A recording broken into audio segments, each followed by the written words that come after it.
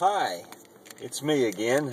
Let me get adjusted here where we can get going. I'm fixing to head out for a couple of minutes, and I'm kind of getting ready for my long run. Got an errand or two to run, and then I will be ready to go.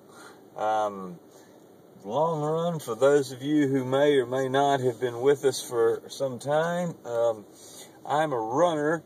It's what I do for exercise, so therefore I'm working on a half marathon in October. I guess I better get my safety belt on here, so no survival issues there in case of an accident. You should really look, just kind of as a side note, at everything you do as how does this relate to my survival. If I leave my safety belt off and I come down here and someone runs into me and I have an accident, then the likelihood of me getting hurt increases exponentially. So this safety belt is very much a survival tool, just as much as, you know, somebody might need a lighter to start a fire if they were out in the wilderness. I just want to mention that so you can kind of get in the right frame of mind. This is Survival Week on the Rambling Chronic PK show. And back to my original point, the long run is the time of week where you run a distance, and you build up over time, but you run a longer distance than you run during the week, generally.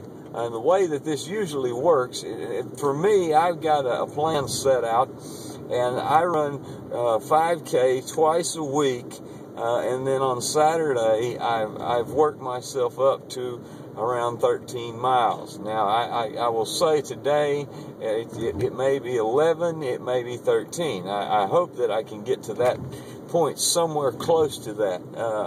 I'm not going to injure myself, especially getting this close to the race. So if there is any kind of an issue in regards to safety, then I will head back home and cut the race short. So it's not such a big deal to make the mileage, like, you know, I'm not making a religion out of it, but I would like to make that kind of mileage if I have no problems doing so. So the reason I bring this up is exercise is the second half of today's topic. Today we're going to focus on rest and exercise. I'm going to discuss the ramifications of not getting enough rest in a podcast that I'm going to do as I'm running, as well as of course, the running itself is self-explanatory, getting in the benefits of actually getting in the exercise you need. So I hope that you guys will hang with me today. I'm shooting videos throughout the day as I get an opportunity, because I want to capture this whole week as much as possible to actually try to get everyone in a thought process that everything is a matter of life and death. Live your life like it's a matter of life and death. Therefore, your survival is paramount. And sometimes that survival may be some crucial element of what you have to do. Maybe if you're in pain, you need the medication.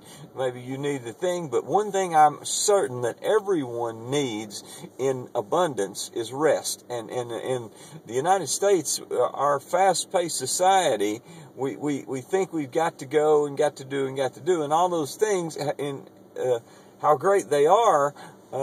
There's a price to be paid for those things. So rest we kind of skimp on, and that is the absolute worst thing we could skimp on when it comes to survival. So this is video number 2 of the day. Hang with me, and I will be back with you in just a few minutes. Talk to you in a minute.